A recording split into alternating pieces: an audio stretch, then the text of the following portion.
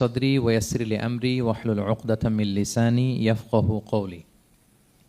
আল্লাহ রাব্বুল ইজ্জা ওয়াল জালালের দরবারে শুকরিয়া জ্ঞাপন করছি যে আল্লাহ তাআলা আমাদেরকে পবিত্র মাহে রমাদানে এসে পৌঁছার সুযোগ করে দিয়েছেন এবং আজকের ইফতার পূর্ববর্তী রমাদান অ্যান্ড কোরআন রিফ্লেকশন প্রোগ্রামে উপস্থিত হওয়ার সুযোগ করে দিয়েছেন। আমরা সবাই পড়ছি কালিমাতুশ শুকর আলহামদুলিল্লাহ। আল্লাহর শুকরিয়া জ্ঞাপনের পাশাপাশি আমি আজকের প্রোগ্রামের অর্গানাইজার বাংলাদেশ মুসলিম কমিউনিটি মালয়েশিয়াকে ধন্যবাদ জানাতে চাই এরকম চমৎকার একটি রমাদানুল মোবারকে কোরআনিক একটি প্রোগ্রামের আয়োজন করবার জন্য। আমরা দোয়া করছি আল্লাহ তাআলা যেন এই কমিউনিটিকে ইসলামের জন্য কবুল করে এবং আমাদের যে ভাইরা নিরলস পরিশ্রম করে এই প্রোগ্রামগুলো আয়োজন করছে আল্লাহ তাআলা এই পরিশ্রম, এই ডেডিকেশন, এফোর্ট যেন তাদের নাজাতের ওসিলা বানায়।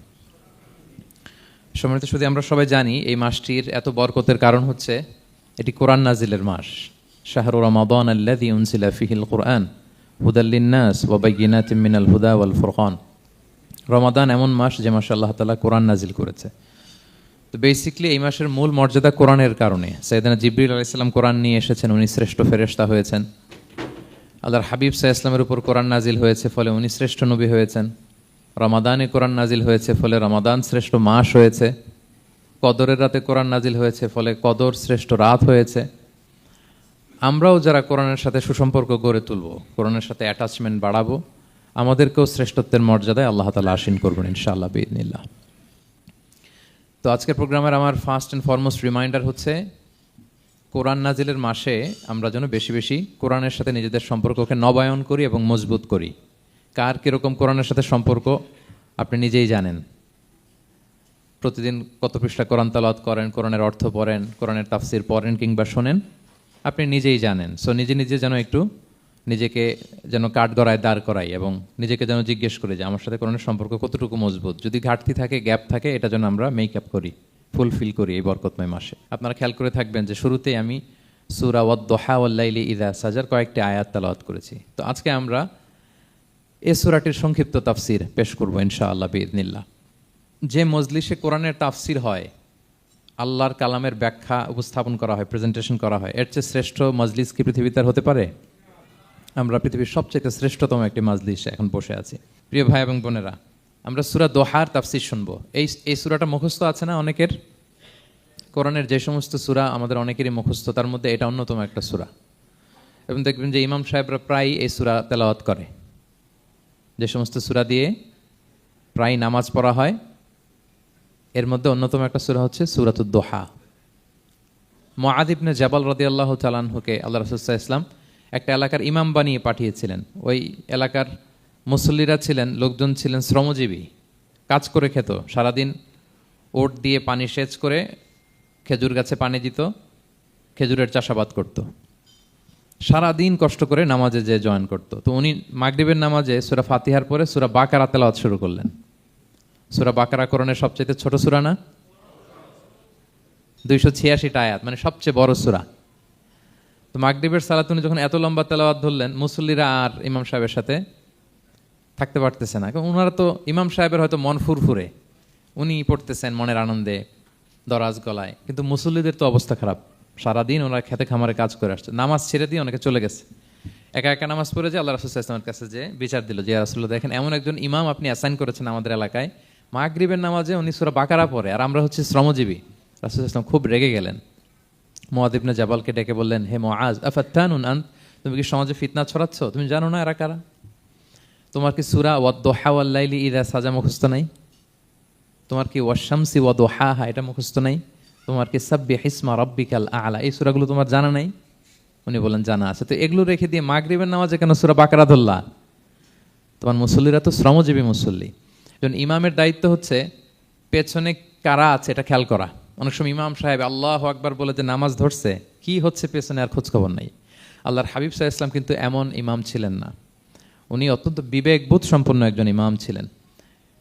একবার পেছনে এক বাচ্চার কান্না শুনে উনি নামাজ ছোট করে দিয়েছেন। সবাই বললেন, ইয়া রাসূলুল্লাহ, এত ছোট নামাজ তো কখনো পড়তে দেখি না। তখন রাসূল সাল্লাল্লাহু আলাইহি ওয়াসাল্লাম বললেন, একটা ছোট বাচ্চার কান্নার আওয়াজ আমার কানে এসেছে। আমার মনে হচ্ছে বাচ্চাটাকে সামলাতে নারীদের কাতারে একটা মায়ের খুব কষ্ট হচ্ছে, এজন্য নামাজটা আমি খাটো করে দিয়েছি। দেখেন কি চিন্তা চেতনা। পিছনে কি হচ্ছে সব রাসূল সাল্লাল্লাহু আলাইহি ওয়াসাল্লাম এটা খেয়াল করতেন। তো এই সূরার একটা ফজিলত আপনি জানলেন যে রাসূল সাল্লাল্লাহু আলাইহি ওয়াসাল্লাম সূরা ওয়াদ-দুহা ওয়াল-লাইলি ইযা সাজা এটা তেলাওয়াত করতে বলেছিলেন মুআয ইবনে জাবাল রাদিয়াল্লাহু তাআলা আনহুকে। এটা কোরআনের 93 নম্বর সূরা। কত নাম্বার? এটা মাক্কি সূরা। আর নাজিলের ধারাবাহিকতা অনুযায়ী এটা 11তম সূরা। মানে এই সূরার আগে আরো 10টা সূরা নাজিল হয়েছিল, তার মানে মক্কার একেবারে শুরুর দিকে এই সূরাটা নাজিল হয়েছিল। আপনারা জানেন যে এবছর আমার একটা বই এসেছে এক নজরে কোরআন নামে, সেখানে আমি প্রত্যেকটা সূরার সার সংক্ষেপ নিয়ে এসেছি, সংক্ষেপে, খুব সংক্ষেপে। কখনো যদি সুযোগ হয় আপনারা দেখবেন যে প্রত্যেকটা সূরা 5 পৃষ্ঠার মধ্যে আমরা নিয়ে আসার চেষ্টা করেছি। সেখানে এগুলো পাবেন, সূরাটা কয় নাম্বার, নাজিলের ধারাবাহিকতা কখন, তারপর কোরআন শরীফের মধ্যে কখন, এটার ফজিলত কি, এটার সেন্ট্রাল থিম কি, মেজর থিম কি, কজ এন্ড ইফেক্ট কি, সব কেস স্টাডি থেকে শুরু করে রিফ্লেকশন সব আমরা সেখানে উল্লেখ করেছি। তো এই সূরাটা শুরুর দিকে, একেবারে শুরুর দিকে নাজিল হয়েছে। তার আগে মাত্র 10টি সূরা নাজিল হয়েছে। তো নাজিল হতে হতে 10টা সূরা যখন নাজিল হলো, এরপর অনেক দিন রাসূল সাল্লাল্লাহু আলাইহি ওয়াসাল্লামের কাছে কোনো সূরা নাজিল হয় না। কয়দিন নাজিল হয় না? কোনো বর্ণনায় 15 দিন, কোনো বর্ণনায় 1 মাস, কোনো বর্ণনায় 2 মাস, কোনো বর্ণনায় 6 মাস। টানা 6 মাসের গ্যাপ ওহী নাজিল হয় না।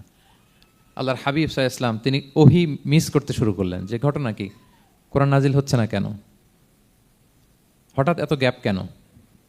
ওনার মাথায় কয়েকটা জিনিস ঘুরপাক খেলো। একটা ঘুরপাক খেলো যে আমার কোনো কাজে আল্লাহ আবার অসন্তুষ্ট হলো নাকি, অথবা আমি কোরআনের আয়াত এই বাণীগুলো পৌঁছে দেওয়ার ক্ষেত্রে আমার কোনো গাফলতি হয়ে গেল নাকি, সামহাও কি আল্লাহর সাথে আমার কানেকশন এটা কি লুজ হয়ে যাচ্ছে, আমি কি কোনোভাবে আল্লাহ থেকে দূরে সরে পড়তেছি। রাসূল সাল্লাল্লাহু আলাইহি ওয়াসাল্লাম টেনশনে পড়ে গেলেন, চিন্তায় পড়ে গেলেন, কিরে ওহী আসে না কেন, আসে না কেন, আসে না কেন।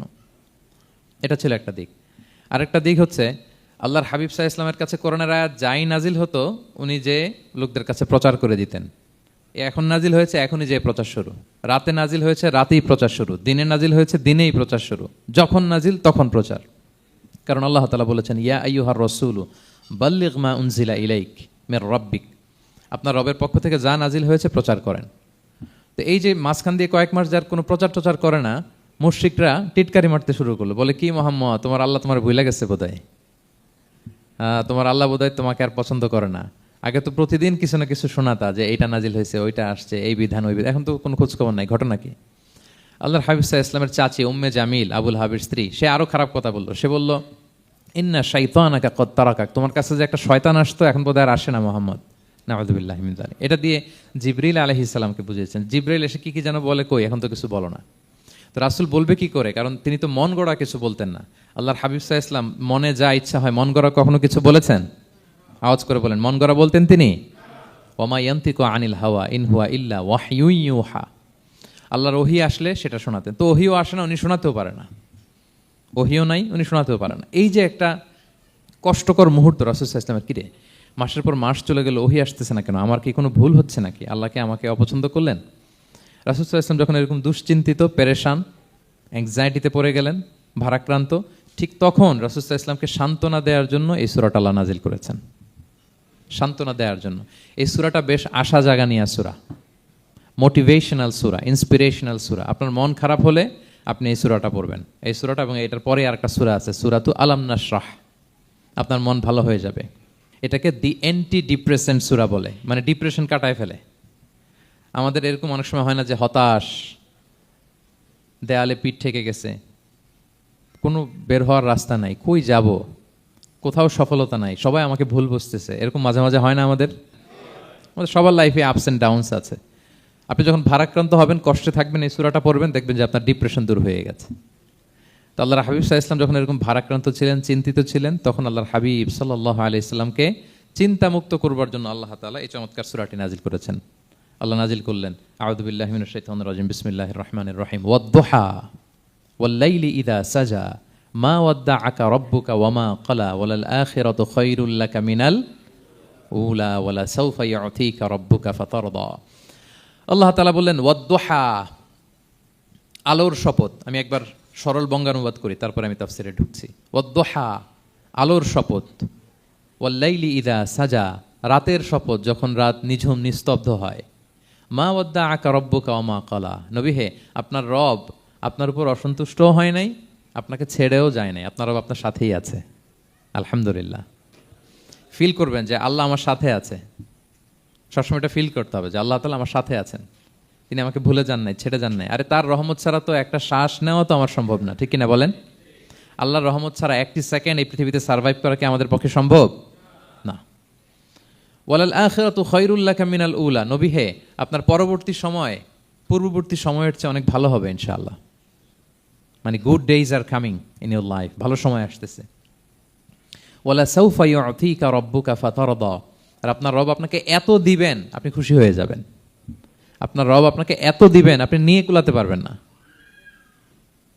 আলাম ইয়াজিদিকা ইয়াতীমান ফাআওয়া, নবী আপনি কি ইয়াতীম ছিলেন না? তিনি কি আপনাকে আশ্রয় দেননি? ওয়া ওয়াজাদাকা দাল্লান ফাহাদা, আপনি পথ খুঁজতেছিলেন, আল্লাহ আপনাকে পথ দেখিয়েছেন। ওয়া ওয়াজাদাকা আইলান ফাআগনা, আপনি নিঃস্ব রিক্ত হস্ত ছিলেন, আল্লাহ তাআলা আপনাকে ধনী বানিয়েছেন।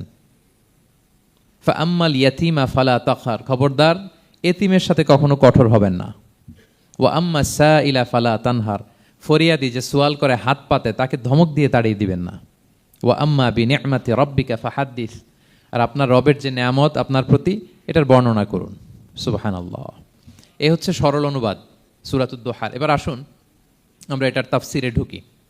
আল্লাহ তাআলা প্রথমে দুইটা শপথ করলেন, কসম করলেন, দুইটা ওথ।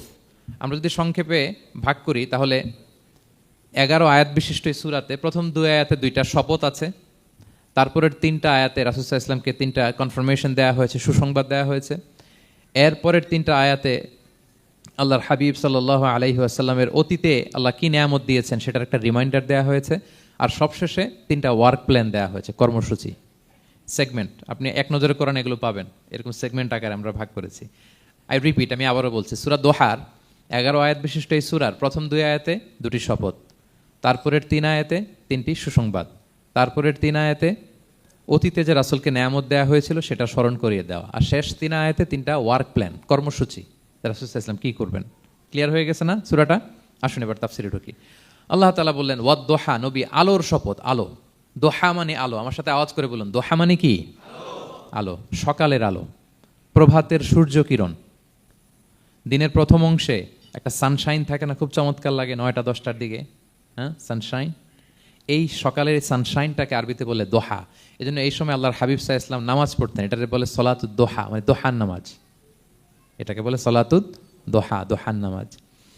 তো দেখেন রাসূল সাল্লাল্লাহু আলাইহি ওয়াসাল্লামের মন ভালো করবার জন্য প্রথমে আল্লাহর ওয়ার্ডিংটা দেখেন, আল্লাহ তাআলা কেমন চমৎকার শব্দ চয়েস করেন। প্রথমে আল্লাহ বললেন আলো। আলো বললেই তো মনটা ভালো হয়ে যায়, কি বলেন? এই আলো মানে আশার আলো, সম্ভাবনার আলো, প্রশান্তির আলো। ওয়াদ-দোহা, আলোর শপথ। মানে নবী আপনি হতাশ হবেন না, হাল ছাড়বেন না, ভরসা রাখুন। আপনি ঘর থেকে বের হন, দেখুন কি চমৎকার আলো। It's a beautiful day out there, জান, হোয়াট এ নাইস সানশাইন। কি চমৎকার উজ্জ্বল প্রভাতের সূর্য কিরণ। এত চমৎকার জলজলে সানশাইনিং এনভায়রনমেন্টে আপনার মন খারাপ হয় কি করে? ওয়াদ-দোহা, দোহার শপথ, মানে প্রভাতের সূর্য কিরণের শপথ। আবার বললেন ওয়াল-লাইলি ইযা সাজা, রাতের শপথ, যখন সে রাত নিঝুম হয়, গভীর হয়, নিস্তব্ধ হয়। 2টা শপথ, আলোর শপথ আর রাতের অন্ধকারের শপথ। আলোর শপথ বলে বেসিকলি আল্লাহ তাআলা ওহির আগমনকে বুঝিয়েছেন, আর রাতের শপথ বলে আল্লাহ তাআলা বেসিকলি ওহির অনুপস্থিতিকে বুঝিয়েছেন। মানে রাত দিন দুইটাই যেমনি লাগে, আল্লাহ তাআলা বোঝাতে চাইলেন নবী আপনি টেনশন করবেন না, আমি উইথ ইউ, আমি আপনার সাথে আছি। ওহি আসা না আসা দুইটাই গুরুত্বপূর্ণ। রেগুলার যদি ওহি আসে এটা রিসিভ করতে আপনার কষ্ট হয়ে যাবে। আল্লাহর পক্ষ থেকে আসমানি কিতাবের যে ওহি, এটা সাধারণ কোনো কথা না। ইন্না সানুলকি আলাইকা কওলান সাকিলা, এটা খুব ভারী, হেভি ওয়েট। এটা পাহাড়ে নাজিল করলে, লাউ আনজালনা হাযাল কুরআনা আলা জাবাল লারাআইতাহু খাশিআম মুতাসাদ্দিআম মিন খাশিয়াতিল্লাহ, এটা মাউন্ট এভারেস্টের উপর নাজিল করলে পাহাড় ভেঙে খান খান হয়ে যেত। শীতের রাতে কোরআন নাজিল হলে রাসূল সাল্লাল্লাহু আলাইহি ওয়াসাল্লাম ঘেমে একাকার হয়ে যেতেন, কপাল বেয়ে টপ টপ করে ঘাম পড়তে ওহি রিসিভ করতে যেয়ে। তিনি ওটের উপরে করে মরুভূমিতে চড়ছেন, ওহি নাজিল হলে ওটের বুক মাটিতে মিশে যেত। এক সাহাবার মাথায়, পায়ের মধ্যে মাথা রেখে রাসূল সাল্লাল্লাহু আলাইহি ওয়াসাল্লাম শুয়েছিলেন, তখন ওহি নাজিল হলো। সাহাবা বলছেন ওহির ভারে মনে হচ্ছে যে আমার পায়ের হাড্ডিটাই ফেটে যাবে। তার মানে এটা খুব ভারী বাণী, খুবই ভারী, এটা সাধারণ কোনো কালাম না। তো এই যে রাসূল সাল্লাল্লাহু আলাইহি ওয়াসাল্লামের কাছে যে ওহি নাজিল হচ্ছিল, এটা যদি রেগুলার নাজিল হয়, এটা রিসিভ করা রাসূল সাল্লাল্লাহু আলাইহি ওয়াসাল্লামের জন্য সহজ হবে না, কঠিন হয়ে যাবে। রেগুলার ওহি নাজিল হলে এটার যে পাওয়ার, প্রেশার, রাসূল সাল্লাল্লাহু আলাইহি ওয়াসাল্লামের স্নায়ু এটা বরদাস্ত করতে পারবে না। তো আল্লাহ বোঝাতে চাইলেন নবী আমি কাফিররা যে বলে আপনাকে আমি ভুলে গেছি, কখনো না, নেভার এভার। বরং আপনার যাতে একটু রেস্ট হয়, আরাম হয়, আপনাকে একটু কমফোর্ট দেওয়ার জন্য আমি সাময়িকভাবে ইচ্ছে করে ওহিটা বন্ধ রেখেছি। সুবহানাল্লাহ পড়বেন না? আপনার যাতে একটু কমফোর্ট হয়, আপনার যেন একটু আরাম হয়, ওহি রিসিভ করে করে যেন আপনি অভ্যস্ত হতে পারেন, এজন্য আমি ইচ্ছা করে আপনাকে একটু আরাম দেওয়ার জন্য ওহি বন্ধ রেখেছি। সারাদিন যদি মানে দিনের 24 ঘন্টায় যদি সূর্য থাকে, ভাল লাগবে?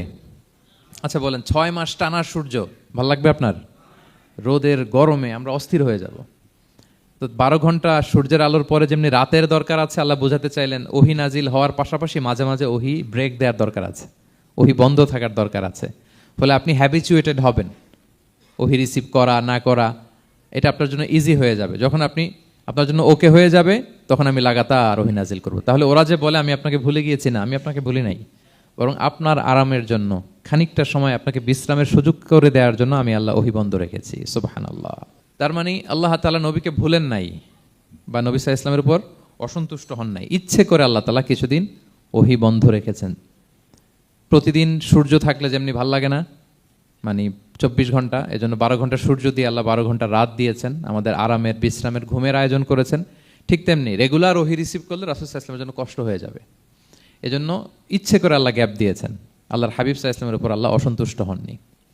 এটাই আল্লাহ তাআলা বললেন যে ওয়াদ-দুহা ওয়াল-লাইলি ইযা সাজা, প্রভাতের সূর্য কিরণের শপথ, রাতের নিঝুম নিস্তব্ধ পরিবেশের শপথ। মা ওয়াদ্দাআকা রাব্বুকা ওয়া মা ক্বালা, আপনার রব আপনারে ভুলেও যায় নাই, আপনারে ছেড়েও যায় নাই, আপনার উপর নাখোশ হয় নাই। সুবহানাল্লাহ। আপনার রব আপনার সাথেই আছে, এটা সবসময় ফিল করবেন যে আমার রব আমার সাথে আছে। এটা ফিল করলে আপনার মধ্যে যে সাহস আসবে, আপনি কল্পনাই করতে পারবেন না যে এত এনার্জি আপনার ভিতরে আসলো কি করে। আপনারা খেয়াল করেছেন, বছর খানিক আগে ভারতবর্ষের আমাদের এক বোনের সামনে কিছু সন্ত্রাসী, ওরা জয় শ্রীরাম জয় শ্রীরাম বলতেছিল, মনে আছে? কিন্তু আমার ওই বোন মুস্কান কি বলছিল বলেন তো? তার এক আল্লাহু আকবারে from north to south, from east to west, the entire globe প্রকম্পিত হয়েছে। আমরা সবাই পড়েছি আল্লাহু আকবার, সবাই আমরা কি পড়েছি? আল্লাহু আকবার। কারণ সে ফিল করেছে যে আল্লাহ আমার সাথে আছে। মনকে তুমি বুঝিয়ে বলো আল্লাহ আছেন আমার সাথে, এটা ফিল করতে হবে। আল্লাহর হাবিব সাল্লাল্লাহু আলাইহি ওয়াসাল্লামকে আল্লাহ তাআলা এইটাই অ্যাসিউরেন্স দিলেন, কনফার্মেশন দিলেন যে মা ওয়াদ্দাআকা রাব্বুকা ওয়া মা ক্বালা, আপনার রব আপনাকে ভুলে যায় নাই, আপনার রব আপনার প্রতি অসন্তুষ্ট হয় নাই। আমি ইচ্ছা করে ওহিটা বন্ধ রেখেছি যাতে আপনার আরাম হয়। সুবহানাল্লাহ। আল্লাহর হাবিব সাল্লাল্লাহু আলাইহি ওয়াসাল্লামের প্রতি আল্লাহ তাআলা কতটা টেক কেয়ার করতেন দেখেন। রেগুলার ওহি নাজিল হলে রাসূল সাল্লাল্লাহু আলাইহি ওয়াসাল্লামের কষ্ট হয়ে যাবে, এজন্য তিনি কিছুদিন ওহি বন্ধ রেখে রাসূল সাল্লাল্লাহু আলাইহি ওয়াসাল্লামকে বিশ্রামের ব্যবস্থা করে দিয়েছেন। তাহলে প্রথম 3টা আয়াত ক্লিয়ার না সবার কাছে? আচ্ছা, প্রথম 2টো আয়াতে 2টা শপথ গেল, এরপরে 3টা সুসংবাদ। সুসংবাদের প্রথমটা হলো আমি ভুলিও নাই ছাড়িও নাই, আপনার সাথে আছে। এরপর আল্লাহ বললেন ওয়ালাল আখিরাতু খায়রুল লাকা মিনাল উলা, নবী হে আপনার পরবর্তী সময় পূর্ববর্তী সময়ের চেয়ে ভালো হবে। নিশ্চয়ই আপনার পরবর্তী সময় পূর্ববর্তী সময়ের চেয়ে ভালো হবে। তার মানে গুড ডেইজ আর কামিং, ভালো সময় আপনার জীবনে আসছে, আপনি হতাশ হবেন না, নিরাশ হবেন না। এরপর আল্লাহ তাআলা বললেন ওয়ালা সাউফা ইউতিকা রাব্বুকা ফাতারদা, নবী হ্যাঁ আপনার রব আপনাকে এত দিবে আপনি খুশি হয়ে যাবেন, আপনার রব আপনাকে এত নেয়ামত দান করবে আপনি আপনার রবের প্রতি সন্তুষ্ট হয়ে যাবেন। সুবহানাল্লাহ বিহামদি। এবং তাই হয়েছে। যারা আপনারা সিরাত পড়েছেন, যারা আল্লাহর হাবিব সাল্লাল্লাহু আলাইহি ওয়াসাল্লামের জীবনী নিয়ে ধারণা রাখেন, তারা দেখবেন যে আল্লাহ রাসূল সাল্লাল্লাহু আলাইহি ওয়াসাল্লাম যেখানেই মনে কষ্ট পেয়েছেন, বিষণ্ণ, চিন্তিত, তখনই আল্লাহ তাআলা রাসূল সাল্লাল্লাহু আলাইহি ওয়াসাল্লামের চিন্তা দূর করে রাসূল সাল্লাল্লাহু আলাইহি ওয়াসাল্লামকে সন্তুষ্ট করেছেন। যখনই রাসূল সাল্লাল্লাহু আলাইহি ওয়াসাল্লামের মনে কষ্ট, তিনি চিন্তিত, তখনই আল্লাহ তাআলা ওনাকে হ্যাপি করেছেন। কাইন্ড অফ রাসূলকে হ্যাপি করাই আল্লাহর কাজ, আল্লাহর হাবিব সাল্লাল্লাহু আলাইহি ওয়াসাল্লামকে হ্যাপি করাই আল্লাহ তাআলার কাজ। দেখেন কিভাবে আল্লাহ তাআলা আল্লাহর হাবিব সাল্লাল্লাহু আলাইহি ওয়াসাল্লামকে হ্যাপি করেছেন, একটু খেয়াল করে দেখেন। মক্কাতে যখন খুব জটিল অবস্থা, দাওয়াতি কাজ চালিয়ে নেওয়াটা রাসূল সাল্লাল্লাহু আলাইহি ওয়াসাল্লামের জন্য কষ্ট হয়ে যাচ্ছে, নমুসলিম সাহাবাদের উপর অত্যাচার, তখন আল্লাহর হাবিব সাল্লাল্লাহু আলাইহি ওয়াসাল্লাম দেখলেন যে এই মক্কার 2 জনের একজনকে আমার চাই, তাদের একজন যদি ইসলামের ছায়াতলে আসে তাহলে ইসলামের পাল্লাটা ভারী হয়। কারা? একজন হচ্ছে ওমরে ফারুক আর একজন আবু জাহাল। 2 জনের একজন তখন ইসলাম ধর্ম গ্রহণ করে নাই। তো রাসূল সাল্লাল্লাহু আলাইহি ওয়াসাল্লাম কেঁদে কেঁদে আল্লাহর কাছে ফরিয়াদ জানালেন, আল্লাহুম্মা আইজ্জাল ইসলামা বিআহাব্বি হাযাইন আর রাজুলাইনি ইনদাক। আল্লাহ, আমি কাউকে স্পেসিফিক তোমার কাছে চাই না, শুধু এটাই বলি 2 জন লোকের নাম বলবো, এই 2 জন লোকের মধ্যে থেকে যাকে তোমার পছন্দ হয় তাকে তুমি ইসলামের ছায়াতলে এনে ইসলামকে শক্তিশালী করো। এক হচ্ছে আবু জাহাল, আরেক হচ্ছে ওমরে ফারুক।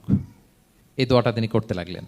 আর খুব চিন্তিত 2 জনের কেউই মুসলমান হয় না। একদিন হঠাৎ সাহাবারা বললেন, ইয়া রাসূলুল্লাহ, আল্লাহর হাবিব সাল্লাল্লাহু আলাইহি ওয়াসাল্লাম তখন দারুল আরকামের ভেতরে বসা। সাহাবারা বললেন, ইয়া রাসূলুল্লাহ, আপনি এখান থেকে সরে যান, কারণ ওমরে ফারুক নাঙ্গা তলোয়ার নিয়ে আসতেছে আপনাকে হত্যা করবার জন্য। আল্লাহ রাসূল সাল্লাল্লাহু আলাইহি ওয়াসাল্লাম বললেন যে তোমরা সরে যাও, আমার মনে হচ্ছে ওই যে চোখের পানি ছেড়ে আমি দোয়া করেছি ওই দোয়া আজকে কবুল হতে শুরু করেছে, তোমরা সরো। ঠিকই ওমর ফারুক রাদিয়াল্লাহু তাআলা আনহু আসলেন, এসে তিনি তলোয়ার রেখে দিয়ে বললেন আশহাদু আল্লা ইলাহা ইল্লাল্লাহ ওয়া আশহাদু আন্না মুহাম্মাদান আবদুহু ওয়া রাসূলুহু, আমি সাক্ষ্য দিচ্ছি আল্লাহ ছাড়া কোনো ইলাহ নেই এবং আপনি আল্লাহর প্রেরিত বান্দা এবং রাসূল। এই দৃশ্য দেখে রাসূল সাল্লাল্লাহু আলাইহি ওয়াসাল্লাম খুশি হয়ে গেলেন। ওয়ালা সাউফা ইউতিকা রাব্বুকা ফাতারদা, আল্লাহ বলেছিলেন যে নবী হে, আপনাকে এত দিব, আপনার রব আপনাকে এত নেয়ামত দিবে, আপনি শুধু খুশিই হবেন, সন্তুষ্ট হবেন আমার প্রতি। এই যে রাসূল সাল্লাল্লাহু আলাইহি ওয়াসাল্লামের দোয়া কবুল করে আল্লাহ তাআলা ওমরে ফারুককে ইসলামের ছায়া তোলেন, ইসলামকে শক্তিশালী করলেন, ফাতারদা, রাসূল সাল্লাল্লাহু আলাইহি ওয়াসাল্লাম খুশি হয়ে গেলেন। এবার প্রতিটা ক্ষেত্রে মক্কাতে যখন খুব কঠিন অবস্থা, রাসূল সাল্লাল্লাহু আলাইহি ওয়াসাল্লাম তায়েফে চলে গেলেন দাওয়াত দেওয়ার জন্য। নেইবরিং সিটি, আপনারা যে হজ উমরা করেছেন জানেন, মক্কার পাশের সিটি তায়েফ। দাওয়াত দিলেন, দাওয়াত প্রত্যাখ্যান করলো তারা। শুধু তাই না, ফিজিক্যালি হ্যারেস করা হলো আল্লাহর হাবিব সাল্লাল্লাহু আলাইহি সাল্লামকে। রাসূল সাল্লাল্লাহু আলাইহি ওয়াসাল্লামের জামা ধরে, গা ধরে টানা হেচড়া করা হলো, পাথর মারা হলো, তিনি রক্তাক্ত হলেন। হামালাতুল জিবাল, পাহাড়রক্ষী ফেরেশতারা বলল, ইয়া রাসূলুল্লাহ, আপনি যদি আদেশ দেন তায়েফের দুই দিকের পাহাড় দিয়ে এমন চাপা দিব পুরো তায়েফের জনপদ একেবারে ভ্যানিশ হয়ে যাবে। আল্লাহর হাবিব সাল্লাল্লাহু আলাইহি ওয়াসাল্লাম বললেন, না, আমি আশা করি তাদের পরবর্তী নেক্সট জেনারেশনের কেউ না কেউ পড়বে লা ইলাহা ইল্লাল্লাহ মুহাম্মাদুর রাসূলুল্লাহ। তাই হয়েছে, এখন তায়েফে যান, শুধু মসজিদ আর মসজিদ, মসজিদ আর মসজিদ। কি চমৎকার পরিবেশ! তায়েফে গেলে মনেই হবে না আরব দেশ, বৃষ্টি হয় প্রতিদিন, অনেক চাষাবাদ হয়, চমৎকার এলাকা, রাসূল সাল্লাল্লাহু আলাইহি ওয়াসাল্লামের দোয়ার বরকত। তো তায়েফবাসী দাওয়াত প্রত্যাখ্যান করলো। রাসূল সাল্লাল্লাহু আলাইহি ওয়াসাল্লাম গায়ের রক্ত পরিষ্কার করে নাখলা নামক খেজুরের বাগানে যায়েদ রাদিয়াল্লাহু তাআলা আনহুকে ফজরের নামাজ পড়তেছিলেন। আল্লাহর হাবিব সাল্লাল্লাহু আলাইহি ওয়াসাল্লাম যখন ফজরের সালাতে তেলাওয়াত করতে লাগলেন, একদল জিন পাশ দিয়ে যাচ্ছিল, তারা তাদের এলাকায় যেয়ে বলল, ইন্না সামি'না কুরআনান আজাবা ইয়াহদি ইলা রুশদি ফাআমান্না বিহি। জিনেরা আগে আকাশের উপরে উঠে ফেরেশতারা কি বলে চুরি করে শুনে আসতো, হঠাৎ জিনেরা আর উপরে যেতে পারে না, উপরে যেতে চাইলেই ফাআতবাআহু শিহাবুন সাকিব, আগুনের পাথর মারা হয়। ঘটনা কি? সব জিনেরা বৈঠক বসালো। ঘটনা কি? আগে কত তথ্য আগে জেনে যেতাম, জেনে গণকদেরকে বলতাম, গণকরা আমাদেরকে ধন্যবাদ জানাইতো। তো এখন তো আসমানের সিকিউরিটি এত বেড়ে গেল কেন? কারণ কি? ওই যে শেষ নবী আসার কথা যে মনে হয় চলে আসছে, দেখো তো কোথায় আসছে উনি। খুঁজতে খুঁজতে খুঁজতে একদল ওই দিন ফজরের সময় আল্লাহর হাবিব সাল্লাল্লাহু আলাইহি ওয়াসাল্লাম রক্তাক্ত হয়ে ফজরের সালাত যখন পড়তেছেন, ওই কোরআন তেলাওয়াত শুনে তারা এলাকায় যেয়ে বলল যে ইন্না সামি'না কুরআনান আজাবা, এক আজীব কোরআন শুনে আসছি, ইয়াহদি ইলা রুশদি, এই কোরআন মানুষকে হেদায়েতের পথে নিয়ে যায়, ফাআমান্না বিহি, আমরা ঈমান এনে ফেললাম। সুবহানাল্লাহ পড়েন। তো রাসূল সাল্লাল্লাহু আলাইহি ওয়াসাল্লাম তো এটা জানেন না। আল্লাহ তাআলা জিবরাইল মারফত জানালেন যে হে নবী, আপনি এসেছিলেন ম্যানকাইন্ডকে দাওয়াত দিতে তায়েফের, তারা দাওয়াত গ্রহণ করে নাই, ম্যানকাইন্ড রিজেক্ট করেছে। কিন্তু আরেকটা জাতি আছে যাদেরকে আপনি দেখেন না, তাদেরকে বলে জিন কাইন্ড, মানে জিন জাতি। পুরো জিন জাতি কালিমা পড়ে মুসলমান হয়ে গিয়েছে নবী। বলে সাউফা ইউতিকা রাব্বুকা ফাতারদা, নবী আপনার রব আপনাকে এত নেয়ামত দিবেন আপনি খুশি হয়ে যাবেন। নবী সাল্লাল্লাহু আলাইহি ওয়াসাল্লাম ওইখানে আবার খুশি হয়ে গেলেন, রক্তাক্ত, ইনজুর্ড। কিন্তু যখন শুনলেন মানুষ জাতি তারা ঈমান আনে নাই, কিন্তু জিন জাতি তারা ঈমান এনেছে, আল্লাহর হাবিব সাল্লাল্লাহু আলাইহি ওয়াসাল্লাম আবার আনন্দিত হলেন। তাহলে আল্লাহর হাবিব সাল্লাল্লাহু আলাইহি ওয়াসাল্লামকে আনন্দিত করাই হচ্ছে আল্লাহর কাজ, খুশি রাখাই হচ্ছে আল্লাহর কাজ। সুবহানাল্লাহি বিহামদি। আল্লাহর হাবিব সাল্লাল্লাহু আলাইহি ওয়াসাল্লামের বয়স যখন 50 বছর, ওনার কাছের দুজন আত্মীয় মারা গেল। ওনার প্রিয়তমা স্ত্রী খাদিজা রাদিয়াল্লাহু তাআলা আনহা ইন্তেকাল করলেন, ওনার প্রিয় চাচা আবু তালেব ইন্তেকাল করলেন। দুজনই শেল্টার দিত, একজন ঘরে একজন বাইরে। আবু তালেবের কারণে কেউ রাসূল সাল্লাল্লাহু আলাইহি ওয়াসাল্লামের গায়ে হাত তোলার সাহস পায় নাই। তো উনি যখন ইন্তেকাল করলেন, রাসূল সাল্লাল্লাহু আলাইহি ওয়াসাল্লাম বিপদে পড়ে গেলেন। সারাদিন কাফেরদের বকা ঝকা গালি খেয়ে ঘরে যখন আসতেন, খাদিজা রাদিয়াল্লাহু তাআলা আনহার কথা শুনলে ওনার হৃদয়টা প্রশান্ত হয়ে যেত।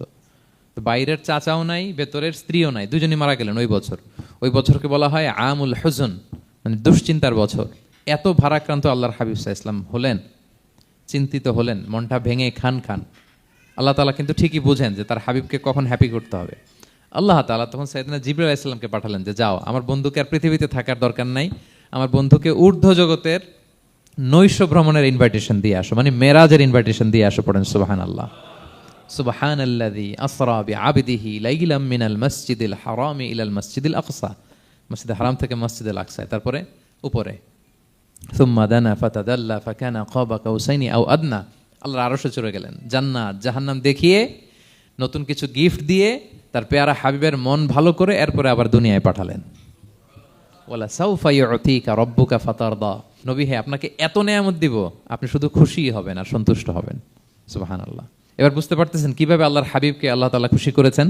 মক্কায় আর থাকতে পারতেছেন না, এমন অবস্থা যে কোনো সময় আল্লাহর হাবিব সাল্লাল্লাহু আলাইহি ওয়াসাল্লামকে হত্যা করা হবে। আল্লাহ তাআলা আল্লাহর হাবিবের জন্য নতুন জায়গার ব্যবস্থা করে দিলেন, তওবা কিংবা তাইবা, যেটাকে আমরা মদিনা বলি। তিনি মদিনায় গেলেন, আবার রাসূল সাল্লাল্লাহু আলাইহি ওয়াসাল্লামের হৃদয় প্রশান্ত হলো। কিন্তু মদিনায় যে তিনি কাবাকে মিস করতে আরম্ভ করলেন। আল্লাহর হাবিব সাল্লাল্লাহু আলাইহি ওয়াসাল্লাম নবী হওয়ার পরে টানা 14 বছর কিবলা ছিল কিন্তু বাইতুল মাকদিস। কিন্তু মক্কায় যখন তিনি ইবাদত করতেন, তিনি বাইতুল মাকদিসের দিকেই হয়েই নামাজ পড়তেন, কিন্তু সামনে কাবাটারে রাখতেন। কথা বুঝতে পেরেছেন? মক্কায় যখন তিনি নামাজ পড়তেন 13 বছর, কেবলা যেহেতু বাইতুল মাকদিসের দিকেই হয়ে নামাজ পড়তেন, কিন্তু মাঝখানে রাখতেন কোনটারে? কাবাকে। তাহলে কেমন যেন কাবাই তার সামনে। আচ্ছা, কিন্তু মদিনায় যখন গেলেন, এখন তো আর সুযোগ নাই। কাবা একদিকে, বাইতুল মাকদিস আরেক দিকে, এখন কাবাকে আর সামনে রাখা যাচ্ছে না। মিস করতে লাগলেন কাবাকে। আর প্রত্যেক নামাজের পরে আকাশের দিকে তাকায় থাকেন, ইস আল্লাহ যদি আয়াত নাজিল করে আমার জন্মস্থান যে মক্কা, আমার পূর্বপুরুষ ইব্রাহিম আলাইহিস সালামের যে ওই কাবার দিকে যদি ক্যাবলাটা ঘুরাই দিত, কতই না ভালো হতো। আল্লাহ বলেন যে আপনি যে কদ নারা তাকাল্লুবা ওয়াজহিকা ফিস সামা, নবী আপনি যে আকাশের উপর চেহারা উঠিয়ে মনে মনে কি চান আমি তো বুঝি।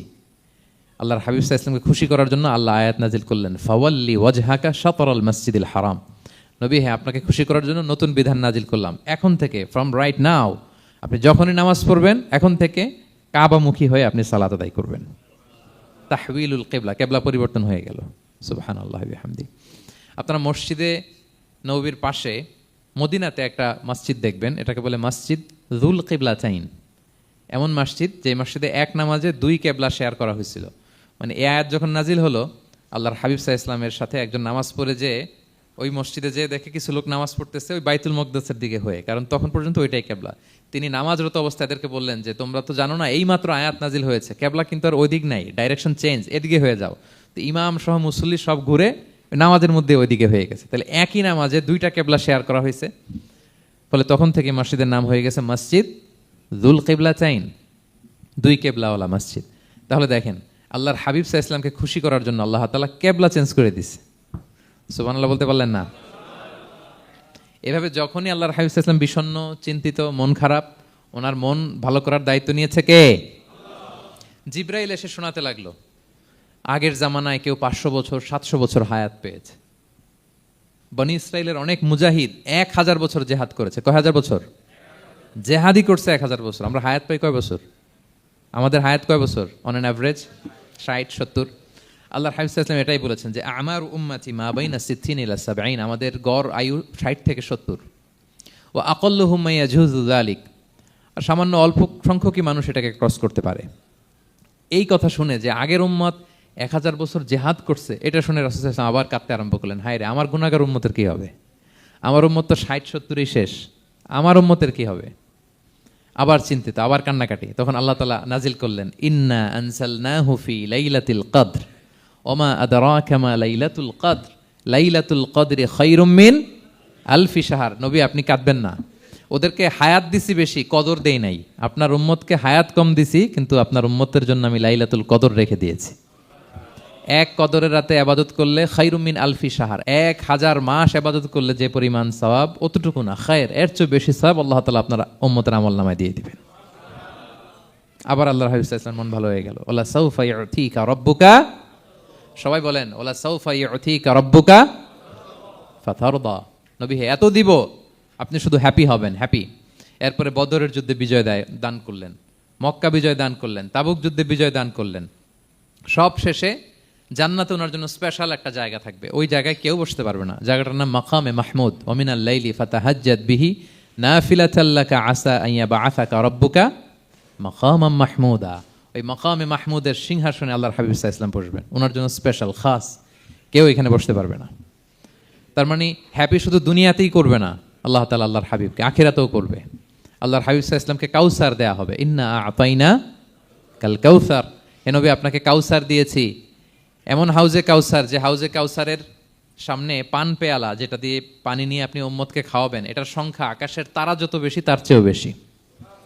হাউজে কাউসারের পানি এটা দুধের চেয়েও সাদা, বরফের চেয়েও ঠান্ডা, মধুর চেয়েও মিষ্টি। এক ঢোক যে খাবে চিরকালের জন্য তার গলা থেকে তৃষ্ণা মিটে যাবে। He will never ever be thirsty again. একবার খাইছে তো শেষ। পেতে চান সেটা আল্লাহর হাবিবের কাছ থেকে?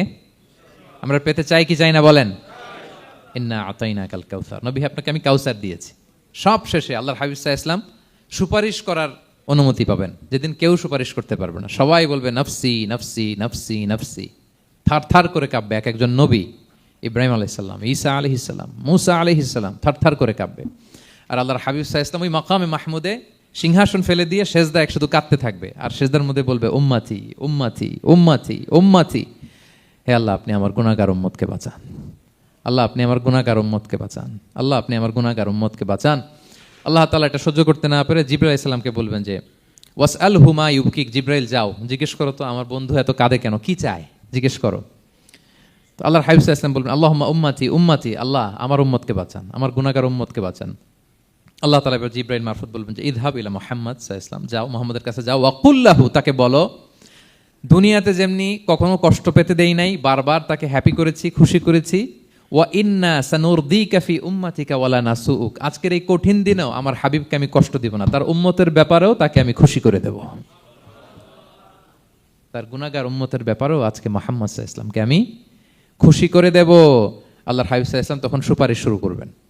আল্লাহু আকবার, আল্লাহু আকবার। ওয়ালা সাউফা ইউতিকা রাব্বুকা ফাতারদা, নবী হে আপনাকে এত নেয়ামত দিব আপনি নিয়ে কুলাতে পারবেন না। সব শেষে এই গুনাহগার উম্মতকে সুপারিশ করে জাহান্নাম থেকে নাম কাটিয়ে সবাইকে নিয়ে তিনি একটা ফ্ল্যাগ হাতে নিয়ে তিনি জান্নাতের দিকে ছুটবেন। ওই ফ্ল্যাগের মধ্যে লেখা থাকবে আলহামদু। কি লেখা থাকবে? মানে প্রশংসা, প্রশংসার পতাকা। নিজেও তো প্রশংসিত। মুহাম্মদ মানে কি জানেন? মুহাম্মদ মানে কি? প্রশংসিত। এই কারণে মুহাম্মদ সাল্লাল্লাহু আলাইহি ওয়াসাল্লামকে মক্কার লোকেরা গালি দিয়েও শান্তি পেত না। মানে যদি বলি এই প্রশংসিত লোকটা খারাপ, কথাটা হইল? প্রথমে আগে বলা লাগে কি? প্রশংসিত। মুহাম্মদ মানে কি? তো এই জন্য মক্কার লোকেরা রাসূল সাল্লাল্লাহু আলাইহি ওয়াসাল্লামকে মুহাম্মদ না বলে ডাকতো মুদাম্মাম, মানে নিন্দিত। তো মুদাম্মাম তো রাসূলের নাম না, রাসূল সাল্লাল্লাহু আলাইহি ওয়াসাল্লামের নাম কি? মুহাম্মদ, প্রশংসিত। এই জন্য গালি দিয়েও তারা মজা করতে পারতো না, সুবিধা করতে পারতো না। গালি দিলেও আগে প্রশংসা করে নেওয়া লাগতো। প্রথমে বলতো মুহাম্মদ পাগল, এরকম বলতো নাউযুবিল্লাহ। তার মানে প্রশংসিত লোকটা পাগল হইলো, এটা গালি হয়েছে? ঘুরে ফিরে তো প্রশংসাই হয়ে গেল। তো আল্লাহর হাবিব সাল্লাল্লাহু আলাইহি ওয়াসাল্লাম লিওয়াউল হামদ, প্রশংসার ফ্ল্যাগ নিয়ে বিশাল উম্মতকে নিয়ে জান্নাতে অভিমুখে যাবেন এবং জান্নাতের দরজায় হি উইল বি দা প্রথম নক করবেন উনি। তখন জান্নাতের রক্ষী ফেরেশতা বলবে মান আনতা, কে? আল্লাহর হাবিব সাল্লাল্লাহু আলাইহি ওয়াসাল্লাম বলবেন আনা মুহাম্মদ, আমি মুহাম্মদ। তো ফেরেশতা বলবে আমরা দাঁড়ায় আছি এজন্য আল্লাহ বলে দিয়েছেন মুহাম্মাদের আগে কাউকে যেন এন্ট্রি দেয়া না হয়। আপনার আগে যেন কারোর জন্য জান্নাতের দরজা না খুলি, স্পেশাল উপর থেকে অর্ডার আছে। আপনি যেহেতু নক করেছেন, ওয়েলকাম, আসেন। পুরো উম্মাহ নিয়ে আল্লাহর হাবিব সাল্লাল্লাহু আলাইহি ওয়াসাল্লাম জান্নাতে ঢুকবেন। ওয়ালা সাউফা ইউতিকা রাব্বুকা ফাতারদা, নবী হে আপনাকে অচিরেই এত নেয়ামত দিব আপনি সন্তুষ্ট হয়ে যাবেন। প্রথম দুইটা শপথ গেল, এরপর তিনটা সুসংবাদ গেল। এরপর আল্লাহ তাআলা অতীতে যে নবীর পাশে ছিলেন, অতীতে যে বিভিন্ন নেয়ামত দিয়ে আল্লাহর হাবিব সাল্লাল্লাহু আলাইহি ওয়াসাল্লামকে আল্লাহ তাআলা ধন্য করেছেন, এগুলো রিমাইন্ডার দিচ্ছেন যে নবী আপনি কেন চিন্তিত হন, আমি আগেও ছিলাম আপনার সাথে, এখনো আছি, ভবিষ্যতেও থাকবো। তিনি বললেন আলাম ইয়াজিদকা ইয়াতীমান ফাআওয়া, তিনি কি আপনাকে ইয়াতীম অবস্থায় পাননি? তিনি কি আপনাকে আশ্রয় দেননি? আপনারা জানেন আল্লাহর হাবিব সাল্লাল্লাহু আলাইহি ওয়াসাল্লাম যখন মায়ের পেটে, তখনই তার পিতা দুনিয়া থেকে ইন্তেকাল করেছেন। মায়ের পেটে তার বয়স হচ্ছে 6 মাস, দুনিয়াতে আসেননি আল্লাহর হাবিব সাল্লাল্লাহু আলাইহি ওয়াসাল্লাম রাহমাতাল লিল আলামিন। মায়ের পেটে থাকা অবস্থায় বাবা হারিয়েছেন, দুনিয়াতে আসলেন 6 বছর বয়সে তিনি মাকে হারিয়েছেন। কয় বছর বয়সে? 6 বছর। তারপর মায়ের ইন্তেকালের পরে দাদার কাছে, আব্দুল মুত্তালিবের কাছে লালিত পালিত হতে লাগলেন। 8 বছর বয়সে দাদাও ইন্তেকাল করলেন। বাবা চলে গেলেন জন্মের আগে, মা চলে গেলেন 6 বছর মানে শিশু থাকতে। 8 বছর বয়সে তো শিশু, দাদাও চলে গেলেন। 8 বছর বয়স থেকে আল্লাহর হাবিব সাল্লাল্লাহু আলাইহি ওয়াসাল্লাম চাচার কাছে এতিম অবস্থায় লালিত পালিত হতে লাগলেন। এবং আবু তালেব এত ভালোবাসতো, ইমান আনে নাই, শেষ পর্যন্ত ইমান আনেনি, শিরকের উপরে ইন্তেকাল করেছে, কিন্তু আল্লাহর হাবিব সাল্লাল্লাহু আলাইহি ওয়াসাল্লামকে এত ভালোবেসেছেন। বাবার যে কি মানে পিতৃ স্নেহের যে কি মায়া, এটা বুঝতে দেন নাই কখনো, এটার অভাব কখনো তিনি টের পান নাই। ওনার যে বাবা নাই, আবু তালেবের কারণে এতটা ভালোবেসেছেন। তার মানে কখনোই রাসূল সাল্লাল্লাহু আলাইহি ওয়াসাল্লামকে লালন পালন, রক্ষণাবেক্ষণ, টেক কেয়ারের কোনো গ্যাপ আল্লাহ তাআলা রাখেননি। হালিমাতু সাদিয়ার কাছে, পরে মায়ের কাছে, উম্মে আইমানের কাছে, দাদা আব্দুল মুত্তালিবের কাছে, পরে চাচার কাছে, একটার পর একটা স্লট বাই স্লট রেডি। সেটাই স্মরণ করিয়ে দিলেন যে নবী এমন তো হয় নাই যে আপনাকে লালন পালনের জন্য কেউ ছিল না। আলাম ইয়াজিদকা ইয়াতীমান ফাআওয়া, আপনার রব কি আপনাকে এতিম অবস্থায় আশ্রয়ের ব্যবস্থা করে দেননি? মানে তখন তো আমি ছিলাম আপনার সাথে, কেউ ছিল না, তখন তো আমি ছিলাম। তো আপনার তো ভয় কিসের? আপনি হতাশ হবেন না, নিরাশ হবেন না, হাল ছাড়বেন না আপনি। তাহলে প্রিয় ভাইরা, আল্লাহর হাবিব সাল্লাল্লাহু আলাইহি ওয়াসাল্লাম ইয়াতিম অবস্থায় পৃথিবীতে এসেছিলেন এবং এজন্য ইয়াতিমের সাথে ভালো আচরণ তিনি করতে বলতেন আল্লাহর হাবিব সাল্লাল্লাহু আলাইহি ওয়াসাল্লাম। যারা এতিমকে ভালোবাসে আল্লাহ তাদেরকে ভালোবাসে। এবং আল্লাহর হাবিব সাল্লাল্লাহু আলাইহি ওয়াসাল্লাম বলতেন, আনা ওয়া কাফিলুল ইয়াতিমি ফিল জান্নাতি কাহাতাইন, আমি এবং এতিমের রক্ষণাবেক্ষণকারী এইভাবে প্রতিবেশীর মতো জান্নাতে থাকব। এই দুই আঙ্গুলের মাঝে যেমনি গ্যাপ নাই, আমার আর এতিমের রক্ষণাবেক্ষণকারী তার বাড়ির মাঝখানে কোনো গ্যাপ থাকবে না জান্নাতে। Will be neighbour in paradise, জান্নাতে এরকম আমরা কাছাকাছি থাকবো। আল্লাহু আকবার পড়েন। তাহলে এতিমের রক্ষণাবেক্ষণকারীকে আল্লাহ তাআলা ভালোবাসেন। যারা এতিমকে পছন্দ করে না, এতিমকে তাড়িয়ে দেয়, তাদেরকে আল্লাহ পছন্দ করেন। আল্লাহ তাআলা বলেন, আরাআইতাল্লাযী ইউকাযযিবু বিদ্দীন ফাযালিকাল্লাযী ইয়াদুউল ইয়াতীম। যারা আখিরাতকে অবিশ্বাস করে তারাই এতিমকে ঘাড় ধাক্কা দিয়ে তাড়িয়ে দেয়। কোনো বিশ্বাসী কখনো এতিমের সাথে খারাপ আচরণ করে না। আপনাদের যাদের মন শক্ত, অনেকের চোখ দিয়ে পানি নামে না। আমার এক আত্মীয় আছে খুব আল্লাহওয়ালা, আমার জীবনে এত আল্লাহওয়ালা আমি দেখি নাই, কিন্তু ওনার চোখ দিয়ে পানি নামে না। বারবার এসে আমারে বলে যে, মিজান কি করবো বলো, তুমি একটু মোনাজাত ধরো। আমার মনে আছে আমি ওনাকে নিয়ে মোনাজাত ধরতাম, তো ওনার কান্না আসে না চোখ দিয়ে। এত আল্লাহওয়ালা, খুব ভালো মানুষ, কিন্তু চোখ দিয়ে পানি নামে না। এটা অনেকের হয়, নানা কারণে হয়। তো আল্লাহর হাবিব সাল্লাল্লাহু আলাইহি ওয়াসাল্লাম বলেছেন, কারো যদি চোখ দিয়ে পানি না নামে বা হৃদয় নরম না হয়, তারা যেন এতিমের মাথায় হাত বুলিয়ে দেয়। এক সাহাবী এসে বলেন, ইয়া রাসূলুল্লাহ, আমার হৃদয়টা বড় শক্ত, হৃদয় নরম হয় না। রাসূল সাল্লাল্লাহু আলাইহি ওয়াসাল্লাম বললেন, তাই? আচ্ছা, আতুহিব্বু আন ইয়ালিনা কলবুক, তুমি কি চাও তোমার হৃদয় নরম হোক, ওয়া তুদরাকা হাজাতুক, এবং তোমার আশা পূরণ হোক? তিনি বললেন, হ্যাঁ। তো রাসূল সাল্লাল্লাহু আলাইহি ওয়াসাল্লাম বললেন, ইরহামিল ইয়াতীম, এতিমের উপর রহম করো। ওয়ামসা আলা রাসি, এতিমের মাথায় হাত বুলিয়ে দাও। ওয়া আতইমহু মিন তুআমিক, তোমার খাবার এতিমকে খাওয়াও। তালিনু কলবুক, তোমার অন্তর নরম হবে। তুদরাকা হাজাতুক, তোমার ইচ্ছা পূরণ হবে। তাহলে হৃদয় যদি শক্ত থাকে, কার মাথায় হাত বুলাবেন? বুলাইছেন কখনো? হ্যাঁ, বুলিয়েছেন? খুঁজে খুঁজে হাত বুলাবেন। বাংলাদেশে তো অনেক অরফেনেজ আছে, অনাথ আশ্রম, ওখানে যাবেন। সুযোগ হলে একদিন যে একটু লাঞ্চ করলেন ওদের সাথে বসে, ডিনার করলেন, একসাথে খেলেন, ওদের মাথায় হাত বুলিয়ে দিলেন, সাধ্যমতো কিছু উপহার হাতে তুলে দিলেন, আপনার ইচ্ছা পূরণ হবে আর আপনার হৃদয় নরম হবে ইনশাআল্লাহ। আর এতিমকে আদর করা মানে নবী সাল্লাল্লাহু আলাইহি ওয়াসাল্লামের প্রতি ভালোবাসা দেখানো। কারণ আমার নবী এতিম হয়ে বড় হয়েছেন। এতিমের প্রতি ভালোবাসা প্রকারান্তরে নবী সাল্লাল্লাহু আলাইহি ওয়াসাল্লামের প্রতি ভালোবাসা দেখানো হয়, কারণ আমার নবী এতিম হয়ে বড় হয়েছেন। সুবহানাল্লাহ। কিন্তু তার বিপরীতে আমরা সমাজে কি দেখি? এতিমের মাথায় হাত বুলানো তো দূরের কথা, এতিমের সম্পদও খেয়ে ফেলে অনেকে। হ্যাঁ, এরকম আছে না? এতিমের সম্পদ দেদারসে গিলতেছে। কি যে আমাদের চিন্তাধারা! দেখবেন যে লোকটা এতিমের সম্পদ গিলে, ওরা রোজা অবস্থায় এক ঢোক পানি গিলাতে পারবেন কিনা দেখেন। যে বলেন একটু পানি খান তো, খাবে না কেন? হারাম। তো ওই হারাম কিন্তু গিলতেছে ইচ্ছা মতো। রোজা অবস্থায় এক ফোঁটা আপনি পানি গিলাতে পারবেন না, এরে কেন? হারাম। কিন্তু ওইদিকে ভাতিজার সম্পদ গিলতেছে দেদারসে। আল্লাহ বলেন, এটা ভাতিজার সম্পদ না, এটা তুমি জাহান্নামের আগুন পেটে ঢুকাচ্ছ। জাহান্নামের আগুন। ইন্নাল্লাযীনা ইয়াকুলুনা আমওয়ালাল ইয়াতামা যুলমান ইন্নামা ইয়াকুলুনা ফি বুতুনিহিম নারা ওয়া সায়াসলাউনা সাঈরা। যারা এতিমের সম্পদ খায়, এটা সম্পদ না, এটা জাহান্নামের আগুন তুমি পেটে ঢুকাচ্ছ। সো এতিমের প্রতি যেন আমরা নমনীয় হই, তাদের মাথায় হাত বুলাই, তাদের জন্য খরচ করি, তাদের প্রতি যেন আমরা দয়াদ্র হই, কারণ আমার নবী এতিম অবস্থায় বড় হয়েছেন। তাহলে নবী সাল্লাল্লাহু আলাইহি ওয়াসাল্লামকে এটা স্মরণ করে দিলেন, নবী আপনি তো এতিম ছিলেন, আমি তো আপনাকে রক্ষণাবেক্ষণের ব্যবস্থা করছি। আর কি করেছি?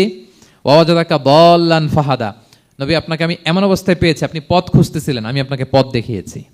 You are searching the right path and I guided you to the right sense of direction. আপনি পথ খুঁজতেছিলেন, আমি পথ দেখাইছি। এখানে দল্লানের অর্থ পথভ্রষ্ট করা যাবে না। ওয়াওয়াজাদাকা দাল্লান, হে নবী আপনাকে আমি পথভ্রষ্ট পেয়েছি, পরে পথ দেখাইছি, এরকম বলা যাবে না। এটা আল্লাহর হাবিব সাল্লাল্লাহু আলাইহি ওয়াসাল্লামের ক্ষেত্রে প্রযোজ্য নয়। অনেক বাংলা তাফসীর অর্থে আমি দেখেছি পথ হারা, নবী আপনাকে আমি পথ হারা পেয়েছি, পথ দেখেছি, এটাও খুব একটা সুন্দর না। সবচেয়ে সুন্দর হচ্ছে নবী আপনি পথ খুঁজতেছিলেন, সত্যের অনুসন্ধানী ছিলেন। অনেক সময় দেখবেন অনেক পথিক যেতে যেতে এমন এক জায়গায় যায়, দেখে 3 রাস্তা কিন্তু কোনো সাইনবোর্ড নাই। পুরাতন রাস্তাগুলোতে এরকম অনেক সময় হতো না আমাদের, 3 দিকে রাস্তা, কোনো সাইনবোর্ড নেই, তো যাবো কই? এটা বুঝালেন যে নবী আপনি পথ খুঁজতেছিলেন, আমি আপনাকে দেখিয়েছি, হে নবী এটাই সিরাতুল মুস্তাকিমের পথ। ওয়াজাদাকা দাল্লান ফাহাদা, আপনি পথ খুঁজতেছিলেন, আমি আপনাকে পথ দেখিয়েছি। তো ছোটবেলায় সাথে ছিলাম, পথ খুঁজতেছিলেন, পথ দেখালাম, আমি আপনার ভুললাম কোথায়? কাফিরদের কথায় মন খারাপ করেন কেন যে তারা বলে আমি আপনাকে ভুলেছি, ছেড়েছি? নো, নেভার এভার, আমি আপনার সাথেই আছি। তারপরে আল্লাহ তাআলা বললেন, ওয়াওয়াজাদাকা আইলান ফাআগনা, তিনি আপনাকে রিক্ত হস্ত নিঃস্ব পেয়েছেন, সম্পদহীন অবস্থায় পেয়েছেন, পরে সম্পদশালী করেছেন। সুবহানাল্লাহ। আল্লাহর হাবিব সাল্লাল্লাহু আলাইহি ওয়াসাল্লাম শুরুতে সম্পদের অত যোগান ছিল না, পরে খাদিজা রাদিয়াল্লাহু তাআলা আনহার সাথে যখন বিয়ে হলো, আল্লাহ তাআলা সম্পদের কষ্ট দূর করলেন। কারণ খাদিজা রাদিয়াল্লাহু তাআলা আনহা অনেক বড় ব্যবসায়ী ছিলেন।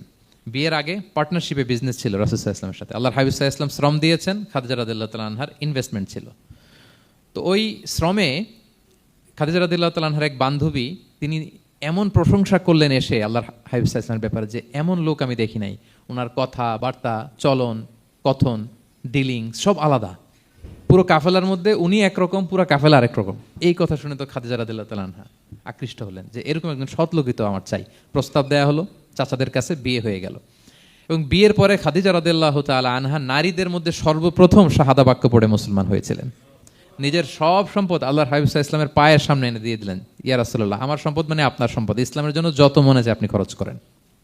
ওয়াজাদাকা আইলান ফাআগনা, আপনাকে আল্লাহ নিঃস্ব পেয়েছেন, সম্পদের ব্যবস্থা করে দিলেন। পরবর্তীতে মদিনায় যে খায়বার যুদ্ধের পরে অনেক সম্পদের ব্যবস্থা আল্লাহ তাআলা করে দিয়েছিলেন। তাহলে ছোটবেলায় ইয়াতিম ছিলেন, আল্লাহ টেক কেয়ার করলেন। পথ খুঁজতেছিলেন, আল্লাহ পথ দেখায় দিলেন। আর্থিক সমস্যা ছিল, এটাও আল্লাহ দূর করে দিলেন। এবার আল্লাহ তাআলা বিষ্ণু ঈসা ইসলামকে 3টা ওয়ার্ক প্ল্যান দিবেন, কর্মসূচি। 1 নম্বর কর্মসূচি হচ্ছে ফাআম্মাল ইয়াতীমা ফালা তাকহার, নবী খবরদার এতিমের সাথে কখনো কঠোর আচরণ করবেন না। 1 নম্বর কর্মসূচি। কারণ আপনিই তো এতিম ছিলেন, এতিমের দুঃখ আপনি না বুঝলে বুঝবে কে? এতিমের সাথে কখনো কঠোর হবেন না। আল্লাহর হাবিব সাল্লাল্লাহু আলাইহি ওয়াসাল্লাম কখনো এতিমের সাথে কঠোর হন নাই। এতিম তো দূর কি বাত, কারোর সাথে তিনি কঠোর হন নাই। ওনার কাছে চাইলে উনি না বলতে পারতেন না। নো, নাই, দিব না, এটা বলতে জানতেন না। নো ওনার ডিকশনারিতে ছিল না, চাইলেই দিতেন। একবার আল্লাহর হাবিব সাল্লাল্লাহু আলাইহি ওয়াসাল্লামের কাছে একটা জামা, কয়টা? আপনার জামা কয়টা? আমার জামা কয়টা? জুব্বা তখন কয়টা ছিল? মাত্র একটা। এক ফরিয়াদি এসে বলে, ইয়া রাসূলুল্লাহ আতিনি কামিসান, আমার একটা জামা দেন, আমার জামা নাই। নবী সাল্লাল্লাহু আলাইহি ওয়াসাল্লামের জামা কয়টা তখন? ওনার কাছে চাইলে উনি না বলতে পারতেন, খুলে দিয়ে দিয়েছেন, নাও। এখন ওনার জামা আছে কয়টা? তো জামাও নাই, বেরও হতে পারে না। কি এক মুসিবত! আল্লাহ তাআলা আয়াত নাজিল করলেন, ওয়াল্লাযীনা ইযা আনফাকু লাম ইউসরিফু ওয়া লাম ইয়াকতুরু ওয়া কানা বাইনা যালিকা কাওয়ামা। নবী হে, যারা বিশ্বাসী তারা দানের সময় ভারসাম্য করবে। মানে অনেকগুলো থাকলে আপনার একটা দিতেন, ছিলই যখন একটা, ওইটার হকদার তো ফরিয়াদির চেয়ে আপনি বেশি। এখন যে দিয়ে দিলেন, আপনি পড়বেন কি? অনেকগুলো থাকলে না হয় আপনি দিতেন, ছিলই একটা, এটার সবচেয়ে যোগ্য, অধিকতম যোগ্য এবং হকদার তো আপনি। সুবহানাল্লাহ, সুবহান। কি নবী ছিল, কি নবী ছিল! না বলতে পারতেন না, মানুষকে ফিরিয়ে দিতে জানতেন না। আল্লাহ বললেন, নবী হে, আপনার প্রথম কর্মসূচি ফাআম্মাল ইয়াতীমা ফালা তাকহার, খবরদার এতিমকে কখনো, এতিমের প্রতি কঠোর হবেন না। 1 নম্বর কর্মসূচি। এটা শুধু নবীর জন্য কর্মসূচি নাকি আমাদের জন্য না? হ্যাঁ, সবার জন্য। এতিমদের সাথে যেন আমরা রূঢ় ভাষী না হই, তাদের সাথে যেন রূঢ় আচরণ না করি। 2 নম্বর, ও আম্মা সাইলা ফালা তানহার, ফরিয়াদিকে ধমক দিবেন না, হাত পাতলে ধমক দিবেন না। আমরা অনেক সময় ধমক দেই, আপনারা দেন কখনো? না, আমরা দিতে পারবো না, ধমক দিতে নিষেধ করেছেন আল্লাহ তাআলা। আম্মা সাইলা ফালা তানহার, যদি না থাকে বুঝিয়ে বলেন যে এখন পারতেছি না, কিন্তু ধমক দেবেন না কখনো। কারণ আপনি এখন বড় সাহেব হয়ে গেছেন, প্রাইভেট কারের পাশ থেকে দেখবেন যে স্যার 2টা টাকা দেন, কিছু খাই নাই, হায়রে ছিঁড়া কাপড়, মলিন চেহারা, ভাঙ্গা একটা থালা হাতে নিয়ে, স্যার 5টা টাকা দেন। আল্লাহ আপনারা স্যার বানাইছে আর ওরে বানাইছে ভিখারি। আচ্ছা বলেন তো, জায়গাটা চেঞ্জ করতে আল্লাহর কত সময় লাগে? ওরে ভিতরে বসায় স্যার বানাবে আর আপনারে ভাঙ্গা একটা থালা দিয়ে এরকম ওই যে টোল যেখানে নেয় ওখানে দাঁড় করাবে। বলেন আল্লাহর কয় সেকেন্ড লাগবে? লাগবে 1 সেকেন্ডও লাগে না। সো ও আম্মা সাইলা ফালা তানহার, ফরিয়াদিকে ধমক দিয়ে তাড়িয়ে দিও না, খবরদার। ওকে আল্লাহ ফরিয়াদি বানিয়ে পরীক্ষা করছে, আর তোমাকে আল্লাহ সম্পদশালী বানিয়ে পরীক্ষা করছে। তাহলে 1 নম্বর কর্মসূচি ছিল এতিমের সাথে রূঢ়ভাষী হবেন না। 2 নম্বর হচ্ছে ফরিয়াদিকে ধমক দিবেন না। 3 নম্বর, ওয়া আম্মা বিনিআমাতি রাব্বিকা ফাহাদ্দিস, আল্লাহ তাআলা আপনাকে যে নেয়ামত দিয়েছে এই নেয়ামতের আপনি কি করেন? বর্ণনা করেন। ওয়া আম্মা বিনিআমাতি রাব্বিকা ফাহাদ্দিস, আল্লাহ নেয়ামতের বর্ণনা করেন, শুকরিয়া করেন। কারণ আল্লাহ তাআলা আমাদের অনেককে ইতিম বানায় নাই, আমাদেরকে ফরিয়াদি বানায় নাই। আমরা অনেকেই আছি, আমরা এখনো ইতিম না, আমার আব্বা আম্মা এখনো বেঁচে আছেন, আমাদের অনেকের আব্বা আম্মা বেঁচে আছেন। ইতিম মূলত ছোট অবস্থায় যদি বাবা মারা যায় তাকে আরবিতে ইতিম বলে। মান মাতা আবুহু ওয়া হুয়া সগীর, কেউ ছোট, তার বাবা মারা গেছে, তাকে শরীয়তের পরিভাষায় কি বলে? ইতিম। তো আমরা অনেকেই তো ইতিম না। আমরা অনেকেই তো অন্যের কাছে হাত পাতা লাগে না, তো আমরা ভালো আছি না? আমাদের দেখবেন যে প্রায় হিসাবটা হচ্ছে আমার কি নাই। আমাদের হিসাবটা কি কি নাই, কি যে আছে এটার হিসাব করে কুলানোও যাবে না, ঠিক কিনা বলেন? হ্যাঁ, ঠিক যেই মুহূর্তে এখানে বসে আমরা এই চমৎকার ইফতারি নিয়ে বসে আছি, ঠিক একই মুহূর্তে দেখবেন যে হসপিটালের আইসিইউতে শুয়ে শুয়ে কাতরাচ্ছে অনেকে। হ্যাঁ, ঠিক এই মুহূর্তে কিডনি ডায়ালিসিস চলতেছে, দেখছেন? কিডনি পেশেন্ট এদিকে ছিদ্র করে ব্লাড সব বের হয়ে রিফাইনিং হয়ে আরেক দিক দিয়ে ঢুকে, ওর চিৎকার শুনলে। বার্ন ইউনিটে গেছেন কখনো? আগুনে পোড়া রুগী, আপনার তো অনেক কিছু নাই, আমার এটা নাই ওইটা নাই, আল্লাহ এটা দিল না, এটা নিয়ে আসেন। আপনি বার্ন ইউনিটে একদিন যায়েন, তাহলে বুঝবেন যে আল্লাহ আপনাদের কত শান্তিতে রেখেছে। না খেয়ে কয় রাত কাটিয়েছি আমরা বলেন তো? কত লোক বাড়ি ভাড়া পরিশোধ করতে পারে না, ঋণের বোঝায় জর্জরিত, দুরারোগ্য ব্যাধিতে আক্রান্ত, ক্যান্সারের লাস্ট স্টেজে। তাদের সাথে একটু দেখা করেন, ফোর্থ স্টেজে চলে আসছে ক্যান্সার পেশেন্ট।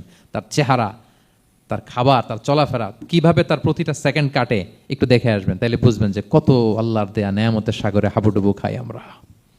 এজন্য আল্লাহ বলেছেন 3 নম্বর কর্মসূচি হচ্ছে ওয়া আম্মা বিনি'মাতি রাব্বিকা ফাহাদ্দিস, আল্লাহ নেয়ামতের শুকরগুজার হও। আল্লাহ যে নেয়ামত দিয়েছে এই নেয়ামত তুমি বর্ণনা করো। অনেকে আছে আল্লাহ নেয়ামত দিলে ওটা প্রকাশ করতে চায় না, এটা আল্লাহ পছন্দ করে না। মানে আপনি যদি অনেক সম্পদশালী হন, আপনি সুন্দর পরিচ্ছন্ন জামা পরবেন, মানুষকে দান করবেন, আপনার বাড়ি ঘর সুন্দর হবে, এটা নিষেধ নয়, এটা ভালো। আপনি আল্লাহর দেয়া নেয়ামত ব্যবহার করতে পারবেন এবং বলতেও পারবেন, কিন্তু শুকরান লা ফখরান, শুকরিয়া স্বরূপ বলবেন, ফখর করে, অহংকার করে না। বলতে পারেন আলহামদুলিল্লাহ, আল্লাহ তালা আমাকে 4টা ছেলে দান করেছে, 4 জন হাফেজ, আল্লাহ তালা আমাকে থাকার মতো একটা ঘর দিয়েছে, একটা বাড়ি দিয়েছে, একটা গাড়ি দিয়েছে, সম্মান নিয়ে সমাজে চলার মতো আল্লাহ তালা আমাকে দিয়েছেন। এটা যদি আপনি শুকরিয়া স্বরূপ বলেন, এটাতে সমস্যা নেই, কিন্তু অহংকার নিয়ে বলা যাবে না। ইন্নাল্লাহা ইউহিব্বু আইয়ারা আসারা নি'মাতিহি আলা আবদিহি, আল্লাহ তাআলা যে নেয়ামত তার বান্দাকে দিল ওইটার একটা নমুনা দেখতে আল্লাহ পছন্দ করে। আল্লাহ বানাইছে আপনার বিলিয়নিয়ার, আপনি হচ্ছেন ছেঁড়া পরা জামা পরে চলেন, হবে? বানাইছে আল্লাহ তাআলা আপনাকে অনেক সম্পদশালী, আপনার চলা ফেরা কোনো রুচিই নাই, এটা হইলো না। আল্লাহ চায় যে তোমার যে নেয়ামত দিছে এটার একটা নমুনা তোমার মধ্যে থাক, এটাও শুকরগুজার হওয়ার একটা আলামত। তাহলে 3 নম্বর কর্মসূচি কি? ওয়া আম্মা বিনি'মাতি রাব্বিকা ফাহাদ্দিস, আল্লাহর নেয়ামতের শুকরগুজার হও, আল্লাহ তাআলা যে নেয়ামত দিয়েছে সেটা বর্ণনা করো। তাহলে প্রিয় ভাইয়েরা, সূরাতুদ দোহা এটা হচ্ছে একটা মোটিভেশনাল সূরা, আশা জাগানিয়া সূরা, অ্যান্টি ডিপ্রেশন বলি আমি এই সূরাটাকে। ডিপ্রেশন থাকলে চলে যাবে, কারণ ওয়ালাল আখিরাতু খায়রুল লাকা মিনাল উলা, হে নবী আপনার পরবর্তী সময় আপনার পূর্ববর্তী সময়ের চেয়ে ভালো। সবসময় আশাবাদী হবেন। সূরা দোহার 1 নম্বর শিক্ষা হচ্ছে বি অপটিমিস্টিক, মানে অপটিমিজম, আশাবাদী হওয়া, নিরাশ হওয়া যাবে না।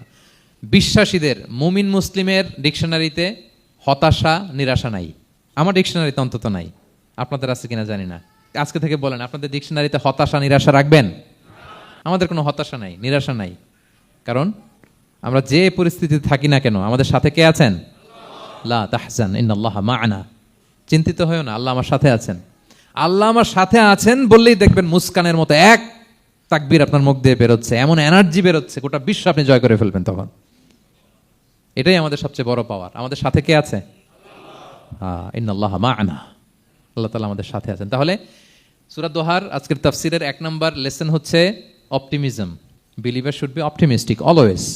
বিশ্বাসীরা আশাবাদী হয়, নিরাশ হয় না, হতাশ হয় না, হাল ছাড়ে না। বিশ্বাসীরা ভরসা রাখে এক মহান সত্তার উপর। আওয়াজ করে বলেন তো তিনি কে? আল্লাহর উপর ভরসা রাখে, আমরা নিরাশ হই না। 2 নাম্বার শিক্ষা হচ্ছে গ্রেটফুলনেস, কৃতজ্ঞতা। আপনার জীবনে অনেক কিছু আছে, নাই নাই বলবেন না, শুধু কমপ্লেইন করবেন না। অনেকে দেখবেন শুধু অভিযোগ, এটা নাই ওইটা নাই, এই পাইলাম না, ওর আছে এটা, ওর, আমার সাথে কেন এমন হয়, আমার সাথে শুধু আমার সমস্যা। এগুলো যারা বলে তাদেরকে আল্লাহ নেয়ামত আরো ছিনিয়ে নেয়। বরং যারা অল্প পেয়েও বলে আলহামদুলিল্লাহ, তাদেরকে নেয়ামত দেওয়ার ধারাবাহিকতা আল্লাহ তাআলা অব্যাহত রাখেন। সব অবস্থায় আলহামদুলিল্লাহ, যে কোনো পরিস্থিতিতে, যে কোনো অবস্থায় কি বলবো আমরা? আপনি খেয়াল করে দেখেন না যে আপনার কি কি আছে, কত কিছু যে আপনার আছে, অবাক করা। 3 নাম্বার কাইন্ডনেস। 3 নম্বর লেসন হচ্ছে কাইন্ডনেস, দয়া। আমরা যেন অন্যের প্রতি দয়াশীল হই। আপনি অন্যের প্রতি দয়ালু হলে আপনার প্রতি দয়ালু হবো কে? ওয়াল্লাহু ফি আউনি আবদিহি মা দামাল আবদু ফি আউনি আখি। আল্লাহ ততক্ষণ পর্যন্ত কোনো বান্দার সাহায্যে থাকে যতক্ষণ পর্যন্ত ওই বান্দা তার ভাইয়ের সাহায্যে থাকে। তাহলে বলেন তো, আল্লাহর সাহায্য পাওয়ার প্রথম শর্ত কি? অন্যের জন্য সাহায্যের হাত বাড়িয়ে দেওয়া। তাহলে মনে থাকবে তো? নাকি এতিমকে ধাক্কা দিয়ে বের করে দিবেন? ফরিয়াদিকে ধমক দিবেন একটা? বড় সাহেব তো আপনি, বড় স্যার, খবরদার। তাহলে 1 নম্বর লেসন অপটিমিজম। আমরা হতাশ হব না, হতাশা আমাদের ডায়েরিতে নাই, আমরা আশাবাদী, আমরা আল্লাহর রহম ভরসার ভিখারি, ঠিক কিনা বলেন? 2 নম্বর লেসন হচ্ছে গ্রেটফুলনেস। আমরা সবসময় আল্লাহর প্রতি শুকরগুজার হব, কৃতজ্ঞ হব। আল্লাহর হাবিব সাল্লাল্লাহু আলাইহি ওয়াসাল্লাম বলতেন, আল্লাহুম্মা জাআলনি সাবুরা ওয়া জাআলনি শাকুরা ওয়া জাআলনি ফি আইনি সাগীরা ওয়া ফি আয়ুনিন নাসি কাবীরা। আল্লাহ, আপনি আমাকে ধৈর্যশীল বান্দা বানান, আপনি আমাকে শুকরগুজার বানান। আল্লাহ, আমার চোখে আমাকে ছোট বানান। আল্লাহ, গোটা বিশ্বের মানুষের চোখে, জনতার চোখে আমাকে বড় বানান। আওয়াজ করে পড়েন আমিন। এই দোয়াটা বেশি বেশি পড়বেন। আর সব শেষে আমরা যেন কাইন্ড হতে পারি, অন্যের প্রতি দয়ালু হতে পারি। যে রহম করে সে রহম প্রাপ্ত হয়, যে অন্যকে দয়া দেখায় সে আল্লাহর পক্ষ থেকে দয়া পায়। আল্লাহ তাআলা আমাদের সবাইকে কথাগুলো বোঝার ও আমল করার তৌফিক দান করুক। হাযা মা ইনদি ওয়াল ইলমু ইনদাল্লাহি আলাইহি তাওয়াক্কালতু ওয়া ইলাইহি উনীব। আসসালামু আলাইকুম ওয়া রাহমাতুল্লাহি ওয়া বারাকাতুহু।